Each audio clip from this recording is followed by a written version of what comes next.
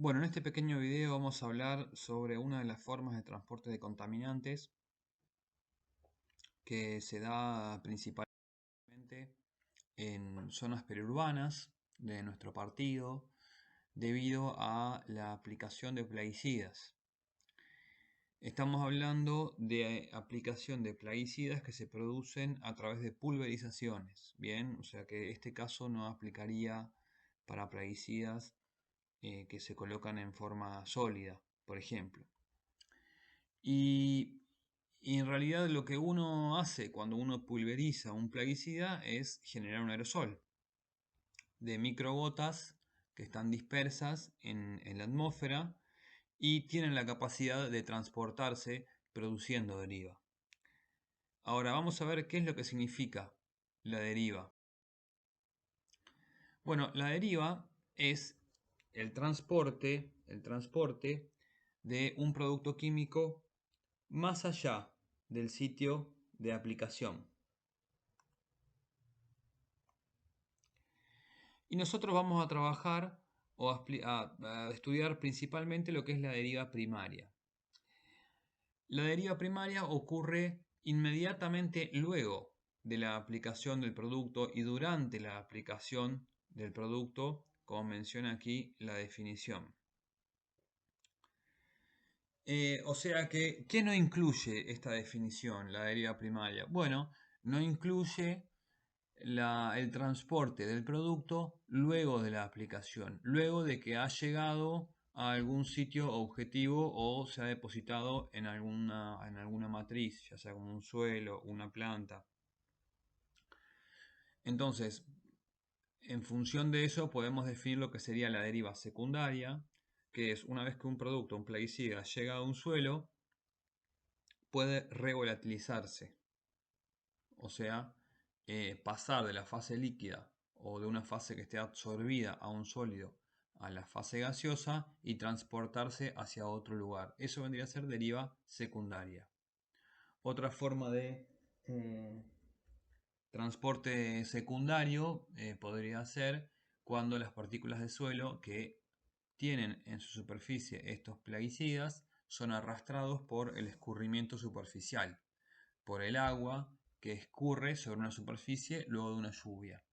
Bueno, estos casos que yo mencioné no serían deriva primaria, porque la primaria ocurre solamente durante la aplicación o poquito tiempo después de la aplicación.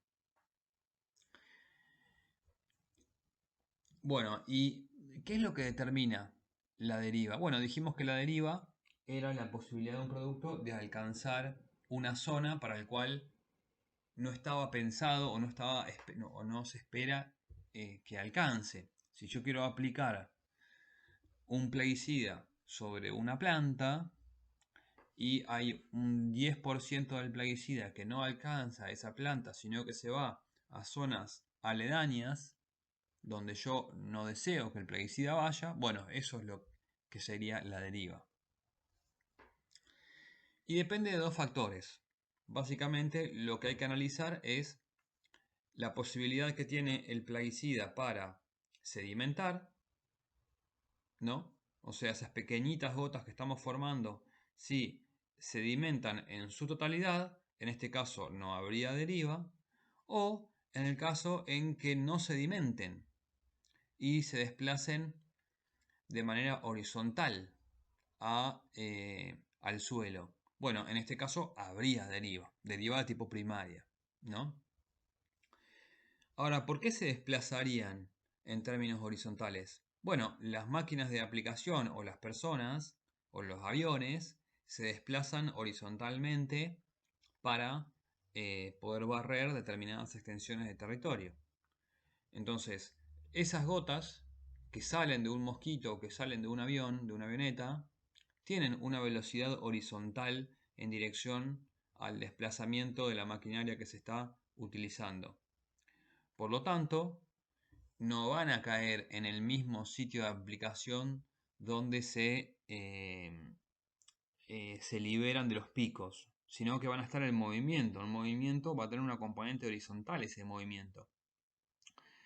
Y según el tamaño de la gota que tengan y la presión en la que salen y de varios factores que vamos a ver posteriormente, va a haber también un movimiento vertical. ¿Por qué? Por el efecto de la gravedad y por la presión con la cual salen.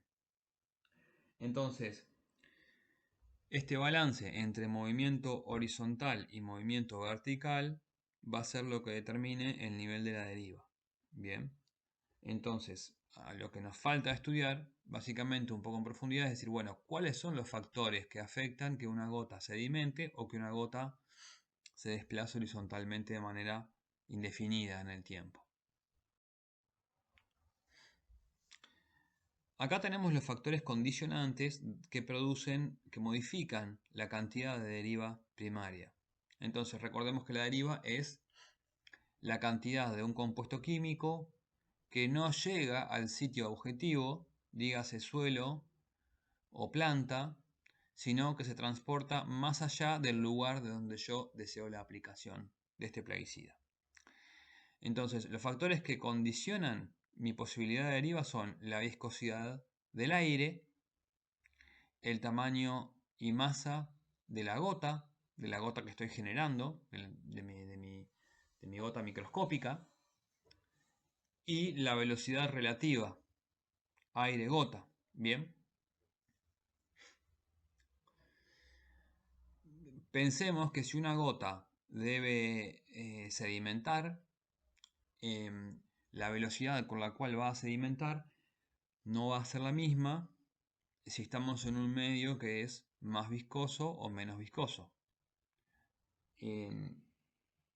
Esto podemos pensar nosotros cuando en una caída libre, ¿no? Si somos arrojados saltamos de una determinada altura y nos dejamos caer en el aire, vamos a caer a una determinada velocidad.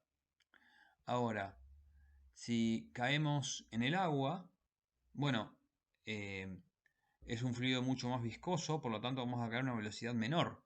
Bien. Entonces, este es un factor que determina la velocidad de la que puede sedimentar una gota o desplazarse en ese fluido.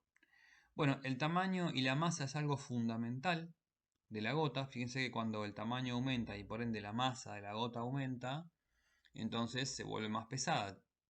Y si tiene una mayor fuerza de peso, entonces se supone que debería poder vencer la resistencia que les produce el aire mucho más fácilmente.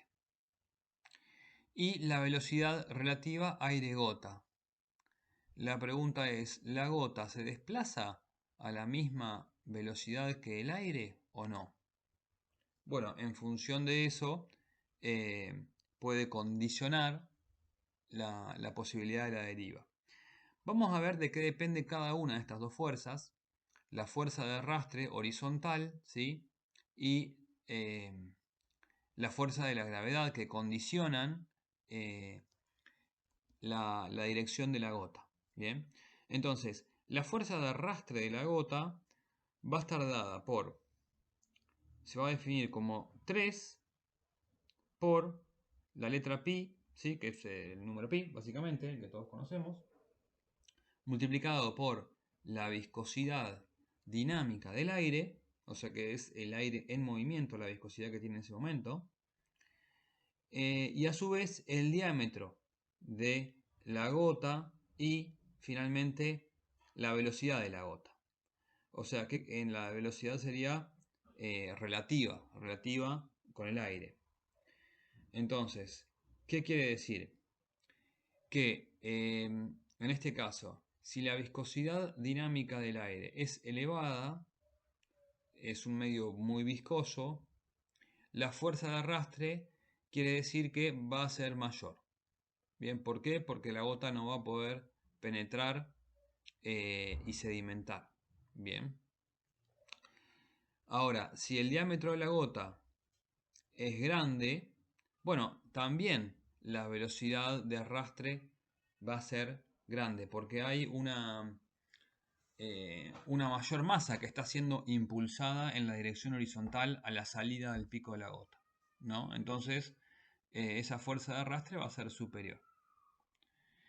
Y a su vez va a aumentar también con la velocidad relativa de la gota respecto del aire. Bueno, si la gota va a más velocidad de lo que se desplaza el aire, esa velocidad de arrastre también va a aumentar. ¿Y de qué depende entonces la fuerza de gravedad de la gota? Bueno, va a depender, básicamente, esto es la masa por la gravedad de la gota, así como cualquier fuerza de gravedad. Y la vamos a definir como 1/6 de pi por la densidad de la gota por la constante de gravedad por el diámetro de la gota al cubo. Fíjense que acá tenemos en las dos ecuaciones, tenemos el diámetro, ¿no? En un caso el diámetro está influyendo linealmente y en un caso el diámetro está influyendo al cubo. Entonces, de estas dos ecuaciones podemos deducir que el diámetro de la gota tiene mayor incidencia sobre la fuerza de sedimentación o de la gravedad que sobre la fuerza de arrastre. Entonces, inmediatamente concluimos que a medida que el diámetro de la gota aumenta, favorece más a la fuerza de sedimentación o a la fuerza de gravedad de la gota que a la fuerza de arrastre. ¿Por qué? Porque acá hay una potencia 1 y acá hay una potencia 3. O sea que se incrementa mucho más rápidamente la fuerza de la gota que la fuerza de arrastre al aumentar el diámetro de la gota. Bien. Y sobre todo, fíjense que también influye la densidad de la gota. O sea, cuando la gota tiene más masa en relación a un mismo volumen, es como que si se volvería más pesada, por decirlo en otras palabras. Bien. Entonces, nos preguntamos, nosotros, o se pregunta mejor un ingeniero agrónomo, o un aplicador, ¿cuáles son las variables que se pueden controlar durante una aplicación? ¿Cuáles de estas variables se pueden controlar? Y se pueden controlar la de la densidad de la gota, la del diámetro de la gota, porque eso se puede eh, modificar con los picos de aplicación, pero después todas las cuestiones vinculadas al aire, obviamente que no, pero sí podemos elegir el día de la aplicación para que haya, por ejemplo, menos viento, ¿no? Entonces, reducir la posibilidad de viento el día de la aplicación reduce la posibilidad de la deriva y es un elemento muy importante. Las normas de aplicación dicen que no se pueden aplicar cuando hay viento. Bien. Tampoco se puede aplicar bajo determinadas condiciones de humedad, cuando hay en realidad baja humedad. ¿Por qué? Porque la gota se evapora muy rápidamente. Entonces, si el ambiente es muy seco, la gota se evapora muy rápidamente y rápidamente pierde tamaño. Si pierde tamaño y pierde diámetro, entonces se favorece la velocidad de arrastre en función de la velocidad respecto a la velocidad de sedimentación. Bueno, pero nos hacemos una pregunta ahora. ¿Cuál es el tamaño crítico de una gota para que yo pueda decir, bueno, esta gota tiene más tendencia a sedimentar que a a producir deriva o viceversa, ¿no? Entonces, bueno, está estudiado que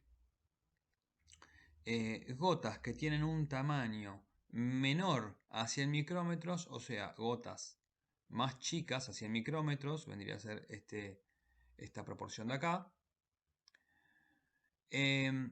tienen una velocidad de sedimentación que es lo suficientemente baja como para producir deriva. Fíjense que acá en este gráfico tenemos en el eje X el tamaño de la gota que es producida por un pico y en el eje Y la velocidad de sedimentación. O sea que cuanto más grande es la gota, más velocidad de sedimentación tiene. Y si más velocidad de sedimentación tiene, entonces menos chance de producir deriva hay. Consecuencia, las gotas que tienen menos velocidad de sedimentación son las que producen deriva, ¿sí? Y esas gotas se las toma como un valor crítico o umbral de 100 micrómetros. Entonces, gotas menor de 100 micrómetros producen deriva. Gotas mayor a 100 micrómetros se considera que no producen deriva.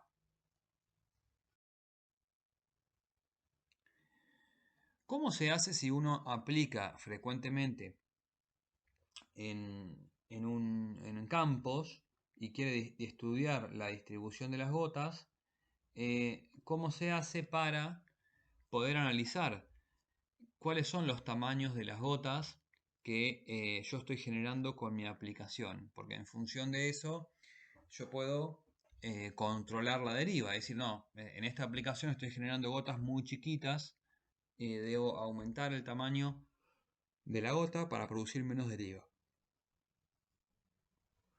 Entonces, bueno, eso se puede estudiar. Eso se puede estudiar y hay, lo que se estudia es el diámetro volumétrico medio. Bien, entonces, ¿qué es el diámetro volumétrico medio? Es el diámetro de la gota, que me genera el 50% de mi aplicación en términos de volumen. ¿Qué quiere decir? Que supongamos que yo aplico 1 litro de plaguicida y ese plaguicida y genero 100.000 gotas, ¿no? Con ese plaguicida. Bueno, yo analizo el tamaño de cada una de esas gotas, la gota 1, la gota 2, la gota 3, la gota 4, las voy contando y voy analizando qué volumen contiene cada una de esas gotas, y de repente me doy cuenta que en la gota número 14, ¿sí?, yo tengo el 50% de mi volumen que quería aplicar. O sea, ¿qué quiere decir? Que si quería aplicar 1 litro de mi plaguicida, bueno, en la gota número 14 yo tengo el medio litro de mi aplicación. O sea que en las últimas 3 gotas, la 15, la 16 y la 17, yo estaría teniendo solamente el 50% de mi aplicación, el otro medio litro. Bien. Bueno, eso corresponde al diámetro volumétrico medio. La mitad sería la gota, el tamaño de la gota que me representa la mitad de mi volumen de aplicación. Bien, que me separan dos mitades el volumen de mi aplicación. Por eso todas las gotas pequeñas que entran en esta cajita representan el 50% de la aplicación, del volumen, y todas las gotas grandes, en realidad, a partir de mi diámetro medio, representan también el 50% de mi volumen pulverizado. ¿Y qué factores? Habíamos hablado del diámetro de la gota, pero ¿qué factores influyen sobre el tamaño de la gota, sobre el diámetro que habíamos estudiado en la diapositiva anterior? Bueno, la presión de aplicación del pico, ¿no?, del gas que se utiliza en el pico para producir la gota. Por ejemplo, cuando nosotros producimos un aerosol, cuando utilizamos un desodorante, se producen microgotas. Bueno, esas microgotas, el tamaño de esas microgotas depende de la presión interna que tiene el aerosol.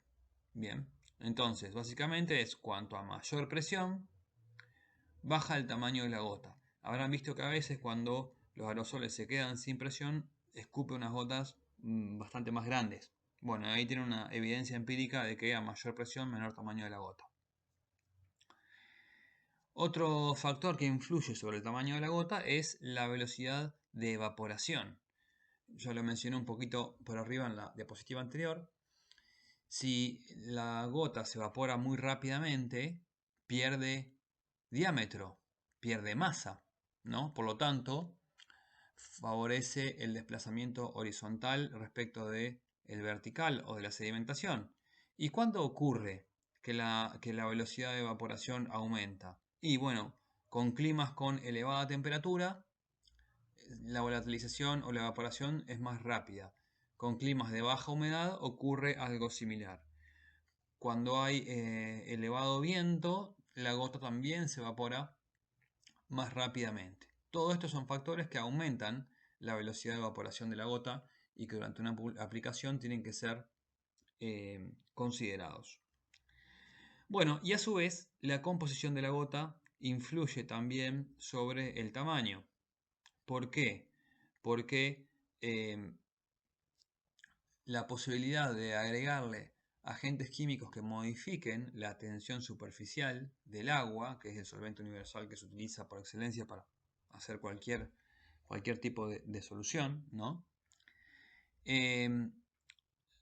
tiende a aumentar la evaporación. Por un lado, yo estoy hablando de todos los criterios que se utilizan para tener gotas de tamaño lo más grande posibles para que sedimenten menos. Pero en la agricultura, en realidad, se busca un diámetro que no es el mayor diámetro posible para que sedimente más, digo, ¿no? Para reducir la deriva. ¿Cuál es el inconveniente para los agrónomos o para los aplicadores de tener gotas grandes? Y que si uno tiene gotas grandes, entonces el producto se focaliza en determinados lugares donde la gota está. Si uno produce gotas más pequeñas, ese producto se puede distribuir mejor sobre la hoja de una planta, por ejemplo. Por lo tanto, en general, ellos buscan tener tamaños de gotas que sean intermedios. ¿Por qué? Gotas grandes no tienen una buena superficie de cubrimiento de las hojas. Y gotas muy pequeñas les produce pérdida del producto porque genera deriva, ¿no? Entonces siempre son analizadas los tamaños de las gotas para los en estos términos, generalmente en la eficiencia de la producción, en la eficiencia del efecto químico que produce uno de estos compuestos sobre el cultivo, digamos, ¿no? Entonces no es que van a mirar solo el tamaño de la gota con la finalidad de reducir la deriva, sino que van a mirar el tamaño de la gota con la finalidad de reducir la deriva, pero a su vez no tener gotas demasiado grandes que les haga un poco ineficiente la cobertura del cultivo con gotas que, siendo más pequeñas, podrían mejorar la cobertura.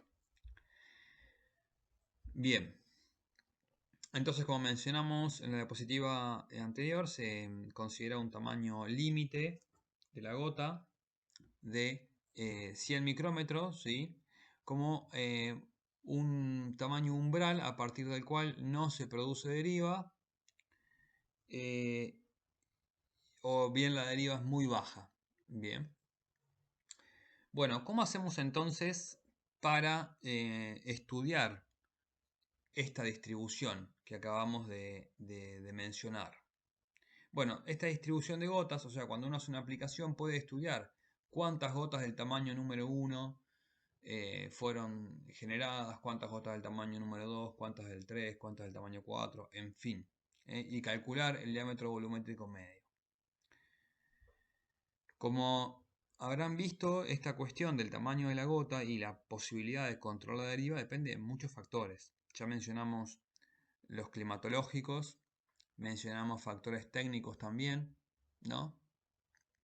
Como la presión de aplicación, los tipos de pico con los cuales se aplican y más allá, y las condiciones naturales, ¿no? Como por ejemplo la densidad del aire. Entonces, muchas veces la diversidad de factores hace que sea un poco difícil de controlar la deriva primaria. O sea, nunca va a ser cero una deriva primaria en una aplicación. Bueno, ¿cómo se estudia entonces y cómo se calcula el diámetro volumétrico medio? Volvemos a repetir, el diámetro volumétrico medio es el diámetro de la gota que me separa las gotas más pequeñas que contienen el 50% de mi volumen de aplicación de las gotas más grandes que contienen el 50% de mi volumen de aplicación. Bueno, acá tenemos un pico de aspersión cónico, de tipo cónico, que me genera una determinada distribución de gotas. ¿Qué se hace? Entonces se hace una aplicación, debajo de ese pico cónico se pone una tarjeta hidrosensible, son tarjetas amarillas que ante el impacto de las gotas reaccionan con el agua y generando una distribución de puntos. Entonces verán que aquí hay puntos más grandes, puntos rodeados de puntitos más pequeños, bien. Son tarjetas de 1 centímetro por 4 centímetros que ante el contacto con el agua se ponen de color azul y generan esos puntos. Entonces, ¿qué se hace después? Bueno, se analiza 1 centímetro cuadrado de ese cartón mediante un programa estadístico y el programa contabiliza los tamaños de las gotas y estima los volúmenes contenidos para cada tamaño de cada una de las gotas.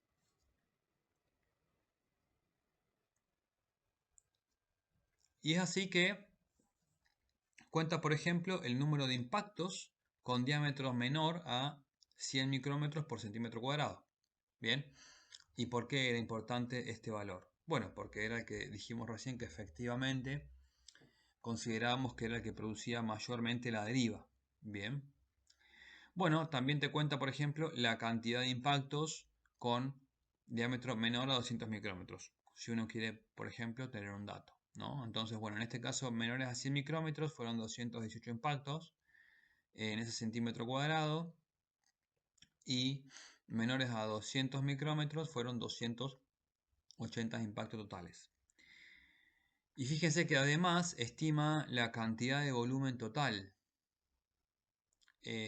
generado en esos 218 impactos menores a 100 micrómetros de diámetro de gota. Representan un 8% del volumen aproximadamente. O sea que en esta aplicación con esta modalidad aproximadamente estamos estimando que la deriva, o sea la cantidad de plaguicida que no llega al sitio deseado es un 8%. Bien, bajo esas condiciones de aplicación, que serán determinadas presiones de los picos, determinados tipos de picos, determinada composición del líquido, ¿no? que se está asperjando, determinadas condiciones climáticas. Bien, ¿cómo se interpreta entonces? Como mencionamos recién, el 8% del volumen aplicado produce deriva. Esa sería la interpretación. Y a su vez, el diámetro volumétrico medio, fíjense, acá nos da varios reportes. El diámetro volumétrico medio vendría a ser el que nos divide la cantidad de aplicación al 50%, ¿sí? O sea, 0,5 el 50% del total aplicado, y vendría a ser un 273,67. Bien, 273,67 vendría a ser el diámetro volumétrico medio. Quiere decir que el 50% del volumen aplicado tiene gotas de tamaño inferior a 273,6 y el 50% del volumen aplicado tiene gotas superior a 273,6. O sea que esto vendría a ser, este número que está acá entre paréntesis, vendría a ser el porcentaje, o la fracción, mejor dicho, del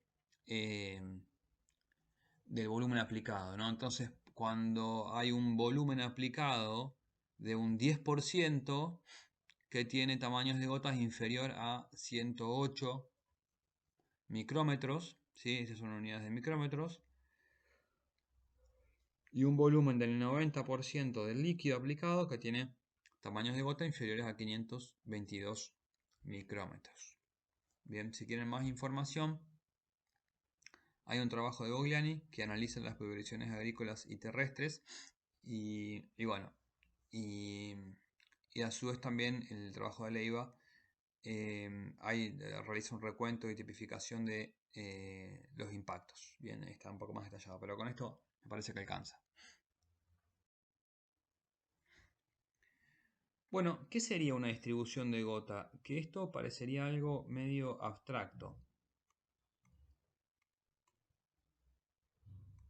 Bien, entonces supongamos que tenemos una tarjeta de 1 centímetro cuadrado por 1 centímetro que tiene una determinada cantidad de gotas, ¿no? Bueno, acá estoy graficando gotas del mismo tamaño. Vamos a graficar gotitas chiquitas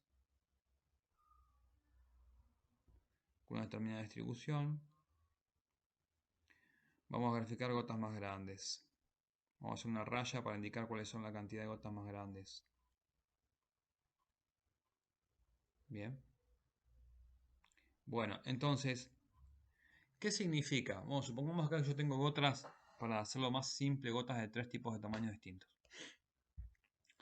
¿Qué vendría a ser una distribución del tamaño de gota? Bueno, ¿yo qué hago? Hago en un eje vertical que me define a mí la frecuencia de la gota, el número, ¿sí? El número de gotas que yo estoy contando. Eso lo grafico en un eje vertical y en un eje horizontal voy a graficar el tamaño de las gotas, ¿no? Entonces supongamos que yo, en lugar de hablar de micrómetros, voy a hablar simplemente de tamaño como tamaño 1, 2, 3, ¿bien? Para que sea más fácil la interpretación. Pero ese tamaño 1, 2, 3 pueden representar, por ejemplo, rangos de, por ejemplo, a 0 a 100 micrómetros, ¿no? De tamaño de diámetro de gota. Entonces yo estoy diciendo que en este tamaño 1 estoy encerrando todas las gotas que tienen entre 0 y 100 micrómetros. Para facilitar la interpretación de la gráfica. Entonces, fíjense, yo en mi tamaño 1 voy a considerar las gotas más chiquitas de todas, que están ahí en la gráfica, los puntitos negros, perdón, los puntitos rellenos, ¿sí? Entonces veo que en total cuento 1, 2, 3, 4, 5, 6, 7.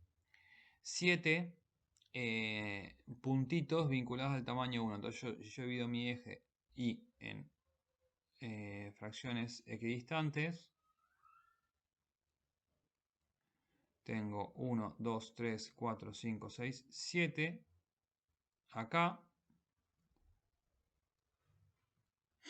tengo la cantidad de gotas correspondientes al tamaño 1. Entonces grafico acá, puedo graficar un punto o una barra o una línea, lo que quiera, para indicar que hay 7 gotas en mi tarjeta hidrosensible del tamaño 1. Bueno, ahora sigo con el tamaño 2, que son los redondeles no rayados. Que por ejemplo, puedo pensar que el tamaño 2 son gotas que van entre los 100 micrómetros a los 200 micrómetros. Bien. Perfecto. Y cuento y veo que esas gotas, que son las gotas sin relleno, no rayadas, tengo 1, 2, 3, 4, 5, 6, 7. 1, 2, 3, 4, 5, 6, 7. ¿De vuelta 7? Bueno, esto no sirve una distribución. Vamos a poner un par más. 1, 2, 3. 1, 2, 3, 4, 5, 6. 7, 8. Vamos a agregar una más. 8. Vamos a poner así, 9. Bueno, entonces digo, bueno, tengo 9 gotas del tamaño 2. Cuento 9 gotas del tamaño 2.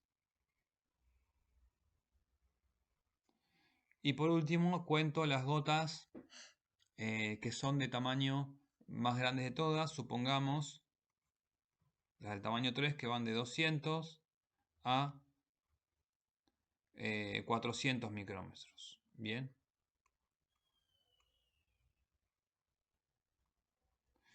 Y las cuento y me dan que tengo 4 gotas. Son las gotas grandes rayadas. Bueno, entonces en el 1, 2, 3, 4, ¿sí? Tengo las 4 gotas.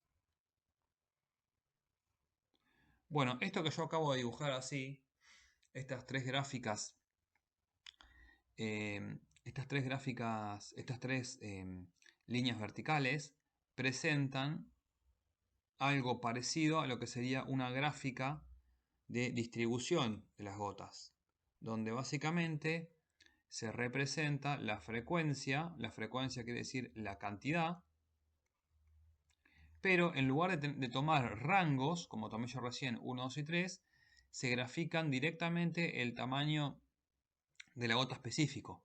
Entonces, por ejemplo, yo acá podría graficar 100 micrómetros, 200 micrómetros, 300 micrómetros, 400 micrómetros, 500 micrómetros. Entonces, en este tamaño, micrómetros del diámetro de la gota, yo en esta gráfica en la X yo puedo especificar directamente cuántas gotas con 100 micrómetros aparecieron, cuántas gotas con un tamaño un poquito superior, cuántas gotas con 200 micrómetros y así siguiendo. Entonces, en definitiva, lo que yo voy a tener es un diagrama que se llama de distribución de frecuencias, donde voy analizando la cantidad de gotas que hay para cada uno de los tamaños. Bien. Entonces yo veo en mi diagrama que hay muchas gotas, supongamos. Seguramente el diámetro volumétrico medio para este diagrama esté más o menos por esta zona, por decir algo así estimativo. Generalmente no se centra en el medio, ¿por qué? Porque en el medio yo tengo gotas, o sea, en el máximo de la distribución, yo tengo gotas eh,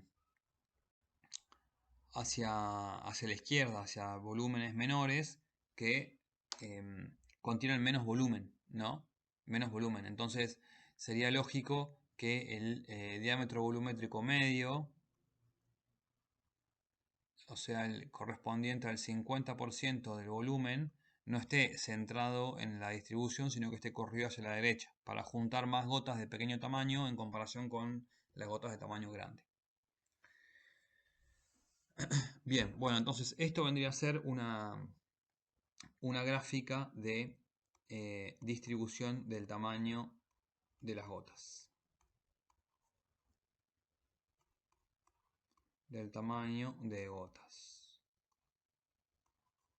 Y en definitiva es lo que hace el programa que les mencioné recién para poder calcular el diámetro volumétrico medio a partir de contando cada uno de esos tamaños. Pero bueno, o sea que tiene que tomarse el trabajo de contar cuántas gotas hay, calcular el diámetro para cada una de las gotas y a su vez a partir del diámetro calcular el volumen que contiene cada gota. Y recién ahí sumar todos los volúmenes y ver cuál es la gota que te divide la distribución a la mitad en términos de volumen. Bien, acá me olvidé mencionar para que quede completo el dibujito, es que el tamaño de la gota número 2 vendría a ser esta y el tamaño de la gota número 3 vendría a ser la grande rayada. Bien. ¿Y esto qué consecuencias reales tiene en la vida de la gente? Bueno, fíjense, las consecuencias de la deriva. Ya seguramente habrán visto, si ustedes viven en zonas preurbanas o tienen amigos que viven en zonas preurbanas, que las fumigaciones son un problema, porque luego de que fumigan en un campo, se siente olor a plaguicidas. Y este olor corresponde a la deriva, son los productos químicos que están llegando del campo hacia las zonas pobladas, o establecimientos educativos, o lo que sea que haya ahí en esos lugares, más allá de campo. Y esta es una nota del año pasado, de abril del 2023, donde hay una resolución del Poder Judicial que, bueno, que lamentablemente en este caso en particular deja impune a quien había trabajado quien había generado los episodios de deriva y que había ocasionado la muerte de Kili, un niño que tenía solamente 4 años, que murió en el año 2012 en Corrientes. Esto es producto de que había una zona de invernáculos, si mal no recuerdo, donde se plantaban tomates, ¿sí? Y pimientos. Y bueno, acá en la gráfica de la derecha tenemos las zonas de los invernáculos, rodeadas por, indicadas con círculos, donde se producían plantas de tomate y de pimientos. Y a menos de 500 metros, toda esta zona es zona poblada, donde hay gente que vive ahí. Y bueno, básicamente lo que ocurrió es que los niños son mucho más vulnerables a los plaguicidas, producto de las derivas repetidas de la aplicación de estos productos, eh, han muerto por intoxicación. Algunos de estos casos se conocen y otros casos no se conocen. Hoy ocurren estos casos y por ahí no se conocen. Bien. Y para peor, la familia de Kili perdió 2 hijos, la madre, porque perdió en el 2012